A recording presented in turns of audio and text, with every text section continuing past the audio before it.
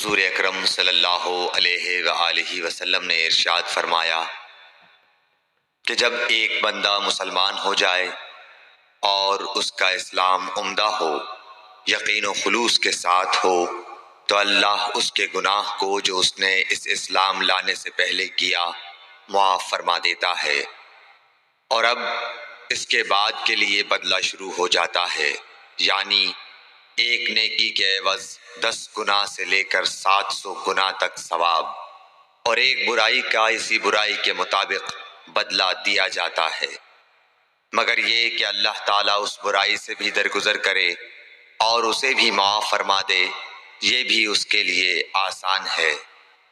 صحیح بخاری حدیث نمبر 41۔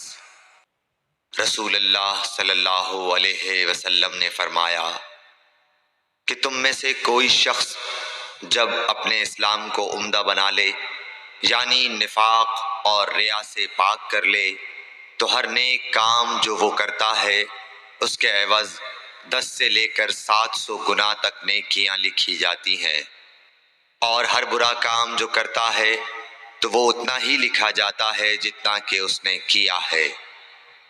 صحیح بخاری حدیث نمبر 42۔ رسول اللہ صلی اللہ علیہ وسلم ایک دن حضرت عائشہ رضی اللہ تعالی عنہا کے پاس آئے۔ اس وقت ایک عورت حضرت عائشہ رضی اللہ تعالی عنہا کے پاس بیٹھی تھی۔ آپ صلی اللہ علیہ وسلم نے دریافت کیا، یہ کون ہے؟ عرض کیا، فلاں عورت، اور اس کی نماز کے اشتیاق اور پابندی کا ذکر کیا۔ آپ صلی اللہ علیہ وسلم نے فرمایا، ٹھہر جاؤ، سن لو کہ تم پر اتنا ہی عمل واجب ہے جتنے عمل کی تمہارے اندر طاقت ہے۔ اللہ کی قسم، ثواب دینے سے اللہ نہیں اکتاتا، مگر تم عمل کرتے کرتے اکتا جاؤ گے، اور اللہ کو دین کا وہی عمل زیادہ پسند ہے جس کی ہمیشہ پابندی کی جا سکے، اور انسان بغیر اکتائے اسے انجام دے۔ صحیح بخاری حدیث نمبر 43۔ رسول اللہ صلی اللہ علیہ وسلم نے فرمایا، جس شخص نے لا الہ الا اللہ کہہ لیا اور اس کے دل میں جو برابر بھی ایمان ہے، تو وہ ایک نہ ایک دن دوزخ سے ضرور نکلے گا، اور دوزخ سے وہ شخص بھی ضرور نکلے گا جس نے کلمہ پڑھا اور اس کے دل میں گیہوں کے دانے برابر خیر ہے، اور دوزخ سے وہ بھی نکلے گا جس نے کلمہ پڑھا اور اس کے دل میں ایک ذرہ برابر بھی خیر ہے۔ صحیح بخاری حدیث نمبر 44۔ ایک یہودی نے حضرت عمر بن خطاب رضی اللہ تعالیٰ عنہ سے کہا کہ اے امیر المومنین، تمہاری کتاب قرآن میں ایک آیت ہے جسے تم پڑھتے ہو، اگر وہ ہم یہودیوں پر نازل ہوتی تو ہم اس کے نزول کے دن کو یوم عید بنا لیتے۔ آپ نے پوچھا، وہ کون سی آیت ہے؟ اس نے جواب دیا، سورہ مائدہ کی آیت کہ آج میں نے تمہارے دین کو مکمل کر دیا اور اپنی نعمت تم پر تمام کر دی اور تمہارے لیے دین اسلام پسند کیا۔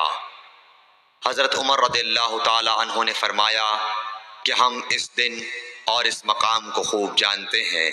جب یہ آیت رسول اللہ صلی اللہ علیہ وسلم پر نازل ہوئی، اس وقت آپ صلی اللہ علیہ وسلم عرفات میں جمعے کے دن کھڑے ہوئے تھے۔ صحیح بخاری حدیث نمبر 45۔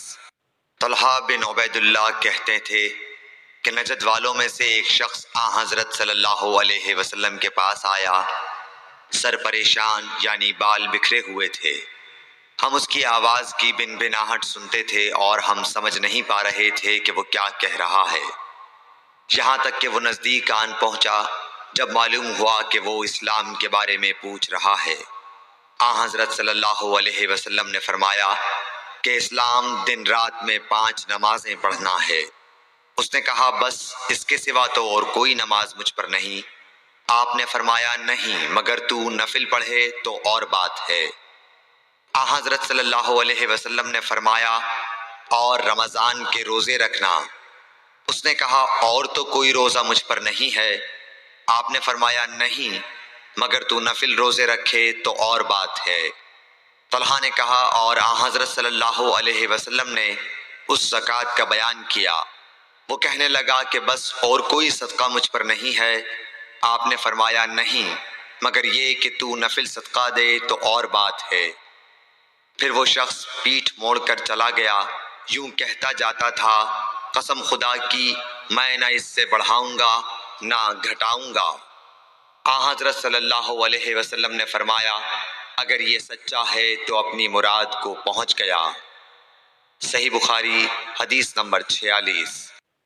حضرت صلی اللہ علیہ وسلم نے فرمایا جو کوئی ایمان رکھ کر اور ثواب کی نیت سے کسی مسلمان کے جنازے کے ساتھ جائے اور نماز اور دفن سے فراغت ہونے تک اس کے ساتھ رہے تو وہ 2 قیرات ثواب لے کر لوٹے گا۔ ہر قیرات اتنا بڑا ہوگا جیسے احد کا پہاڑ۔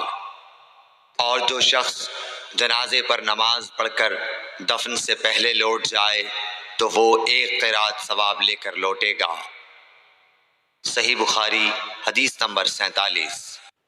حضرت صلی اللہ علیہ وسلم نے فرمایا کہ مسلمان کو گالی دینے سے آدمی فاسق ہو جاتا ہے اور مسلمان سے لڑنا کفر ہے۔ صحیح بخاری حدیث نمبر 48۔ حضرت صلی اللہ علیہ وسلم اپنے حجرے سے نکلے، لوگوں کو شب قدر بتانا چاہتے تھے وہ کون سی رات ہے۔ اتنے میں 2 مسلمان آپس میں لڑ پڑے۔ آپ صلی اللہ علیہ وسلم نے فرمایا میں تو اس لیے باہر نکلا تھا کہ تم کو شب قدر بتلاؤں، اور فلاں فلاں آدمی لڑ پڑے تو وہ میرے دل سے اٹھا لی گئی، اور شاید اسی میں کچھ تمہاری بہتری ہو۔ تو اب ایسا کرو کہ شب قدر کو رمضان کی 27ویں، 29ویں اور 25ویں رات میں ڈھونڈا کرو۔ صحیح بخاری حدیث نمبر 49۔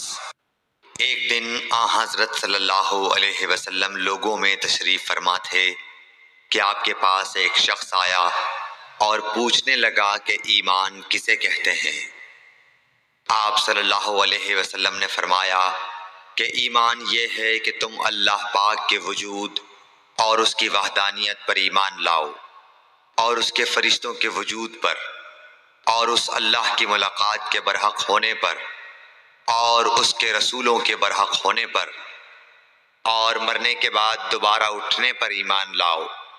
پھر اس نے پوچھا کہ اسلام کیا ہے؟ آپ صلی اللہ علیہ وسلم نے پھر جواب دیا کہ اسلام یہ ہے کہ تم خالص اللہ کی عبادت کرو اور اس کے ساتھ کسی کو شریک نہ بناؤ، اور نماز قائم کرو، اور زکوٰۃ فرض ادا کرو، اور رمضان کے روزے رکھو۔ پھر اس نے احسان کے متعلق پوچھا۔ آپ صلی اللہ علیہ وسلم نے فرمایا احسان یہ ہے کہ تم اللہ کی عبادت اس طرح کرو گویا تم اسے دیکھ رہے ہو۔ اگر یہ درجہ نہ حاصل ہو تو پھر یہ تو سمجھو کہ وہ تم کو دیکھ رہا ہے۔ پھر اس نے پوچھا کہ قیامت کب آئے گی؟ آپ صلی اللہ علیہ وسلم نے فرمایا کہ اس کے بارے میں جواب دینے والا پوچھنے والے سے کچھ زیادہ نہیں جانتا، البتہ میں تمہیں اس کی نشانیاں بتلا سکتا ہوں۔ وہ یہ ہیں کہ جب لونڈی اپنے آقا کو جنے گی، اور جب سیاہ اونٹوں کے چرانے والے دیہاتی لوگ ترقی کرتے کرتے مکانات کی تعمیر میں ایک دوسرے سے بازی لے جانے کی کوشش کریں گے، یاد رکھو قیامت کا علم ان 5 چیزوں میں ہے جن کو اللہ کے سوا کوئی نہیں جانتا۔ پھر آپ صلی اللہ علیہ وسلم نے یہ آیت پڑھی کہ اللہ ہی کو قیامت کا علم ہے کہ وہ کب ہوگی۔ پھر وہ پوچھنے والا پیٹھ پھیر کر جانے لگا۔ آپ نے فرمایا کہ اسے واپس بلا کر لاؤ۔ لوگ دوڑ پڑے مگر وہ کہیں نظر نہیں آیا۔ آپ صلی اللہ علیہ وسلم نے فرمایا کہ یہ جبرائیل علیہ السلام تھے جو لوگوں کو ان کا دین سکھانے آئے تھے۔ صحیح بخاری حدیث نمبر 50۔